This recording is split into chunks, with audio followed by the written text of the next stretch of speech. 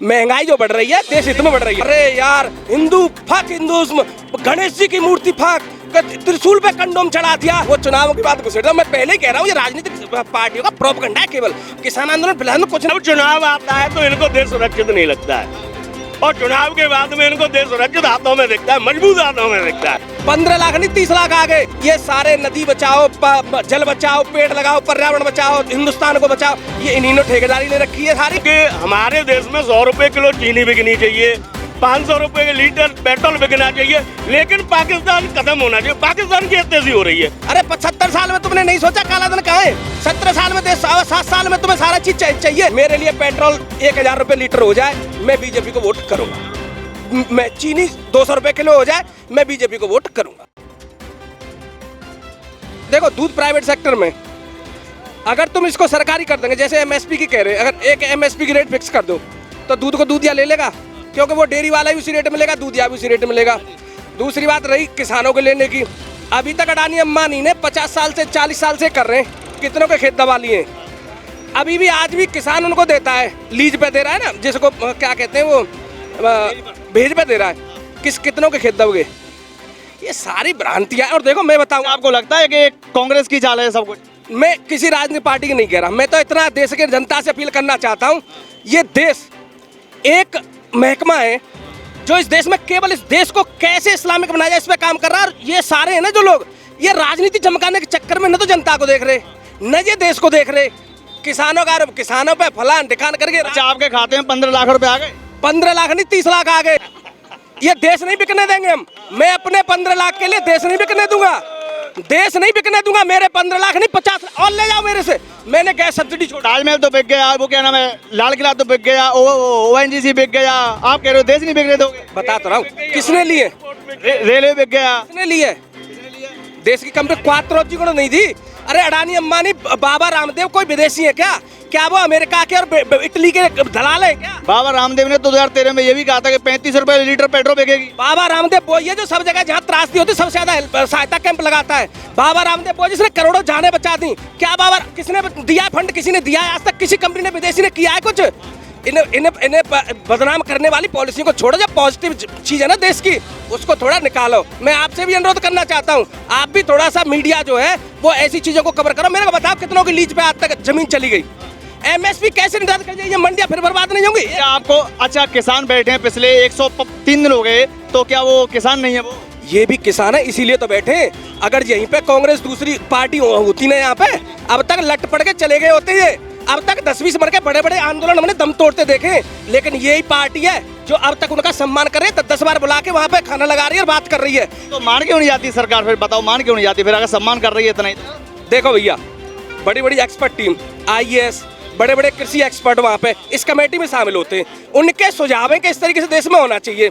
इसमें कोई अकेला मोदी थोड़ी ना है कि मोदी को तुम कहते हैं कि भाई क्यों नहीं मान रहा मोदी। जो एक्सपर्ट हैं वो देखते हैं कि अगर एमएसपी हमने फिक्स कर दी तो इससे क्या क्या नुकसान हो सकते हैं, फिर वो रिकमेंड करते हैं कि नहीं साहब ऐसे एमएसपी हम फिक्स नहीं कर सकते। एक की नहीं चलती है कि कोई अडानी चला रहा हो, ये तो बदनाम करने वाली साजिश है कि मोदी चला रहा हो अपनी एक्सपर्ट। बदनाम कौन कर रहा है? बदनाम कौन कर रहा है? अरे जो लोग जिनकी राजनीति खत्म हो रही है वो बदनाम कर रहे हैं। सीधी सिंपल सी बात है यार। क्या जवाब देना चाहोगे? मैं यही कहना चाहूँगा कि हमारे भैया भोज भैया हैं, मैं मानता हूँ इनकी बातों का सम्मान करता हूँ कि ये बीजेपी की क्या इनका हिंदुत्व जाग जाता है। कहीं पे भी कोई बात होती है तो इनका हिंदुत्व जाग जाता है। लेकिन मैं ये कहना चाहूँगा हिंदुत्व से पहले हमारा देश आता है। जब हमारा देश रहेगा, जब हिंदुत्व रहेगा, और देश सर्वोपरि होता है। क्योंकि हमारा देश, अगर हमारा तिरंगा झंडा अगर मैं भगवा लेके चलूँ तो शायद हो सकता है कि मेरे साथ में 10% या 20% या 50% लोग होंगे, लेकिन जब मैं तिरंगा लेके चलूंगा तो पूरा देश मेरे साथ होगा। भैया ने कही कि हिंदुत्व पहले देश है। स्लोवाकिया, अफगानिस्तान, पाकिस्तान, बांग्लादेश पहले देश थे, इनमें तिरंगा उड़ता था। जहां हिंदू कम हो गया वहां पे तिरंगा मिट गया, दूसरे देशों के झंडे चल रहे हैं वहां पे। देश कोई एक नाम है। जब तक तुम अपनी संस्कृति और धर्म को नहीं बचा पाए, देश नहीं बचा पाएंगे। ये देश पे बात करने वालों को सोचना पड़ेगा, मैं तिरंगा थामना है या कहीं किसी का गुलाम बन के रहना है। देश नहीं रहते। मैं भाई से ये कहना चाहूँगा कि ये चीज अगर जब बात करते हैं कि जब मुगलों का शासन हो जाएगा, ये उनका आक्रमण तो हजारों साल पहले भी हुआ था, और जब से हमारे देश में उन्होंने शासन भी किया जब वो राजा और बादशाह रह चुके हैं तब वो हमें गुलाम नहीं कर पाए, तो अब हमें क्या गुलाम कर लेंगे वो? ये तो कह रहे हैं गुलाम नहीं कर पाएंगे। कौन नहीं गुलाम कर पाया? अफगानिस्तान किस में बना था? पाकिस्तान किससे बना? आज पीएफआई ने बोल दिया कि कर्नाटक में बोल दिया उन्होंने कि यहाँ से जो वो है ना राजस्थान के मारवाड़ी वो पलायन कर जाए। मालाबार को अलग स्टेट बनाने की मांग हो रही है। सर्जिल नाम कह रहा है कि मैं चिकन नेक को अलग कर दूंगा। आसाम का कह रहा है लद्दाख का हम लद्दाख को चीन में मिला देंगे। ये देश नहीं बट रहा क्या? अभी भी लग रहा है किसी को देश नहीं बट रहा है? अरे यार कौन सी आंखों से देख रहे हैं? वो कह रहे हैं कि हिंदुओं की कब्र खुदेगी जेएनयू की धरती पे। हमारी मांगे तुम्हें माननी पड़ेंगी। तुम्हें 2 फुट गहरी कब्र में जाना है, 20 फुट गहरी कब्र में जाना है, ये तुम तय करो। हिंदुओं की कब्र खुदेगी जेएनयू की धरती पे। अरे यार हिंदू फक हिंदुज्म, गणेश जी की मूर्ति फक, त्रिशूल पे कंडोम चढ़ा दिया। अभी लोगों को यही लग रहा है कि देश सुरक्षित है। मेरी समझ में नहीं आता कौन से आंकड़े इन लोगों के। ये तो देश सुरक्षित मना कर रहे हैं, देश सुरक्षित नहीं। अब चुनाव आता है तो इनको देश सुरक्षित नहीं लगता है, और चुनाव के बाद में इनको देश सुरक्षित हाथों में दिखता है, मजबूत हाथों में दिखता है। जब चुनाव आते हैं तभी देश असुरक्षित क्यों हो जाता है? मैं ये पूछना चाहता हूँ। हाँ बताइए, ये तो कह रहे हैं, बताओ क्या कह रहे हैं? देखो हमारा ऐसा होता है, कहीं ना कहीं चुनाव चल रहे होते हैं, कहीं ना कहीं चुनाव चल रहे होते हैं, और हमें तो चुनाव से कोई मतलब भी नहीं है। हम एक संगठन के नुमाइंदे, और हम तो किसी से कहते भी नहीं कि हमारा मुंडा चुनावी है। हम चुनाव को ले ही नहीं रहे, लेकिन जिनको चुनावों की चिंता है वो चुनावों की बात घुसेड़। मैं पहले ही कह रहा हूँ ये राजनीतिक पार्टियों का प्रोपेगेंडा है केवल। किसान आंदोलन फिलहाल कुछ नहीं। बताओ किसान अलाम नहीं कर रहे हैं वहाँ पे, जो जितने वहाँ पे बैठे आके किसानों की गेहूं क्यों नहीं कटवा रहे? अच्छा एक चीज बताइए, आपको रोकना चाहूंगा कि जो महंगाई बढ़ रही है ये भी जो विपक्ष का है प्रोपेगेंडा। महंगाई जो बढ़ रही है देश हित में बढ़ रही है, देश हित में बढ़ रही है। आज अच्छा सर एक मिनट सुन लो। अमेरिका को हिंदुस्तान के इतिहास में पहली बार हिंदुस्तान ने कर्ज दिया है। मेरे देश की आन बान शान बढ़ रही है, बॉर्डरों पे बढ़ रही है, पाकिस्तान में ठुक रहे हैं, यहाँ पे नई नई तोप बन रही है, बंदूक बन रही है, टैंक बन रहे। सुन लो, तभी गलवान घाटी में 20 शहीद हो गए। चीनी 80 रुपए किलो, 100 रुपए किलो ले सकता हूँ। अगर मेरा देश नाम कर रहा है ऊपर, पूरी दुनिया में धाक जा रही है, कोई उसको अवतार कह रहा है, कोई हनुमान जी का कह रहा है, ब्रिटेन और उनके पीएम उसका शुक्रिया अदा कर रहे हैं। ये देश मेरा ऊंचा होना चाहिए, मैं रहूं न रहूं, ये देश रहना चाहिए। क्या जाओ? मैं भैया से ये कहना चाहता हूँ कि हमारे देश में 100 रुपए किलो चीनी बिकनी चाहिए, 500 रुपए के लीटर पेट्रोल बिकना चाहिए, लेकिन पाकिस्तान खत्म होना चाहिए। पाकिस्तान की हत्या हो रही है, जो कुछ भी हो पाकिस्तान की हत्या हो रही है। अपने देश का कुछ नहीं, पाकिस्तान की हत्या हो। अपने देश की सोचो, अपने देश की सोचो। पाकिस्तान में क्या हो रहा है वो पाकिस्तान वाले जानेंगे, लेकिन हमें अपने देश का सुनना है। अब सुनो, महंगाई के लिए रो कौन रहा है?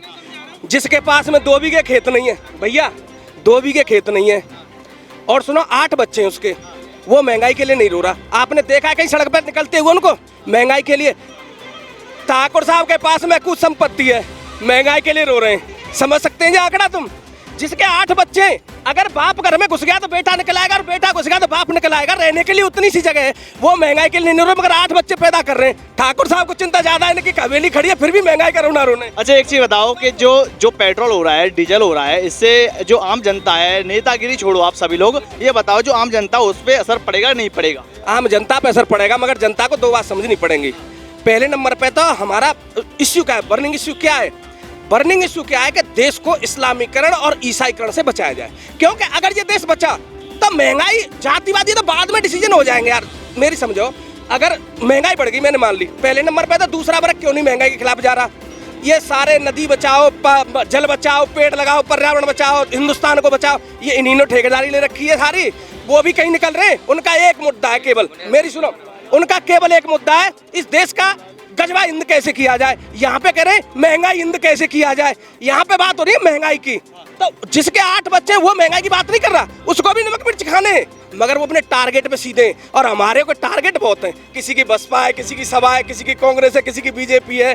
तो मतलब मेरा कहने का ये है कि ये चीजें अब थोड़ी देखनी पड़ेगी। बर्निंग इश्यू क्या? एक चीज बताओ, इस महंगाई से, किसान आंदोलन से 22 पे असर पड़ेगा कोई? 100%। देखो अब मैं इसका भी आंकड़ा दे देता हूँ आपको। हाथरस में कांड हुआ गैंग रेप का, पीएफआई के 3 पकड़े गए वहाँ पे, और उनसे पैसे बरामद हुए। वो क्या कर रहे थे? उनकी बहन बेटी का बलात्कार हुआ था क्या? लेकिन हाई कास्ट वर्सेस लो कास्ट बनाया जा सके। मुद्दा क्या? देश को तोड़ना। वहाँ पे पिच भितरगा। अभी किसान का ले लो, पाकिस्तान में कल 5 मारे, हिंदू काट के मारे। वहाँ पे भंडारे लगा दो तुम, किसानों के लिए लगा रहे हैं। तुम खेती नहीं कर रहे, कुछ नहीं कर रहे, तुम भंडारे क्यों लगा रहे हैं वहाँ पे? किसी और प्रदेश में जहाँ पे पलायन होते वहाँ पे तुम भंडारे क्यों नहीं लगा रहे?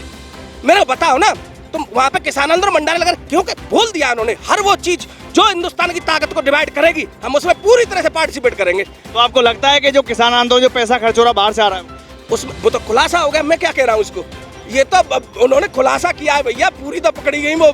ये तो आरोप लगा रहे हैं किसान। अगर ये फंडिंग की बात कर रहे हैं तो मैं इनसे पूछना चाहूंगा, बीजेपी जैसी पार्टी क्या फंडिंग नहीं लेती है? विदेशों से भी उसकी फंडिंग आती है, उसको भी फंडिंग को रोका जाए। जब कोई आंदोलन होता है बिना फंडिंग के नहीं होता। मैं भी इससे ना इत्तेफाक रखता हूँ, क्योंकि कोई भी बड़ा आंदोलन हो, चाहे बाबा रामदेव बैठे हुए थे जिस समय पे कांग्रेस सरकार थी, वो भी फंडिंग के जरिए से हुआ था और बीजेपी ने पूरा सपोर्ट किया था। और उसके बाद में लोकपाल बिल की बात हुई थी, वो लोकपाल बिल आज तक लागू नहीं हुआ। बाबा रामदेव तो सलवार पहन के भाग गए थे ठाकुर जी। वो भाग गए थे, लेकिन वो हुआ तो था, लेकिन उसको लागू क्यों नहीं किया गया? उस समय पे समर्थन में थी बीजेपी, आज पूरी बहुमत में लोकपाल बिल को लागू ना। काला धन वापस आया, काला धन वापस आया, डिमोनेटाइजेशन हुआ। वाले बता सकते हैं। अच्छा आप बताइए, काला धन वापस आया भैया? देखो काला धन पे बहुत कुछ कार्रवाई चल रही है, आप समझ सकते हैं, चाहे नीरव मोदी हो, चाहे मतलब वो किंगफिशर का विजय माल्या हो, सबको लाने के लिए जी तोड़ मेहनत की जा रही है, कोई भी बच नहीं पाएगा, इस बात में भरोसा रखो। दूसरी कब तक आएगा, कब तक आ जाएगा? अरे ये नहीं आए कभी यार, हमारा काला धन क्या करेंगे? तुम्हारे हाथ पड़ेगा, मेरे हाथ पड़ेगा, वो जाना सरकारी तंत्र में। मुद्दा तो था उस वक्त, चुनाव चल रहा था। तो काम तो चल रहा है उस पे। अरे 70 साल में तुमने नहीं सोचा काला धन कहाँ है? 17 साल में 7 साल में तुम्हें सारा चीज चाहिए। दूसरी बात भैया ने कही फंडिंग की, फंडिंग देश को तोड़ने के लिए हो रही है कि फंडिंग देश को जोड़ने के लिए हो रही है, ये भी सोचना पड़ेगा। अगर देश को तोड़ने के लिए हो रही है तो वो हानिकारक फंडिंग है, अगर देश को जोड़ने के लिए हो रही है तो वो अच्छी फंडिंग है, चाहे वो सारे देशों से मिले। अच्छा पश्चिम बंगाल में बीजेपी आ सकती है आपको लगता है? वो और अगर लोगों को अच्छा लगेगा तो आएगी, नहीं लगेगा तो नहीं आएगी। मेरा इतना बात है, मेरे लिए पेट्रोल 1000 रुपये लीटर हो जाए मैं बीजेपी को वोट करूंगा, मैं चीनी 200 रुपये किलो हो जाए मैं बीजेपी को वोट करूंगा।